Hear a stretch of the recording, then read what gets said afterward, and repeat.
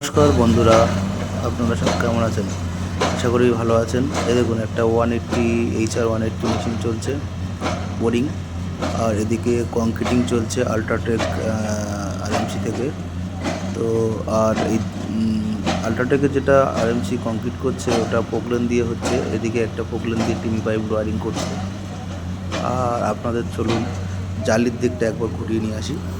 এদিকে আমার cage yard, যেখানে জালি বাঁধা হচ্ছে। আর জালি বানানোর পরে আমরা কভার ব্লকটা লাগাচ্ছি, তার কারণ জালিতে কভার ব্লক লাগিয়ে নিচে ফেললে কভার ব্লকগুলো সব ভেঙে যায়। কিউরিং আছে, তবু ভেঙে যাচ্ছে। তো এগুলো আমরা এইভাবে একটা করে রড দিয়ে, স্ক্র্যাপ রডগুলো ইউজ করছি। তো এটা আমরা জালির সঙ্গে ওয়েল্ডিং করে দেবো, যাতে বোরিংয়ে আমরা ভালো কভারটা পাওয়া যায় ফাইলের। আর এদিকে আমাদের ওয়েল্ডাররা জালি ওয়েল্ডিং করছে। ডেলি আমাদের মোটামুটি 14-15 সেট করে জালির রিকোয়ারমেন্ট থাকে।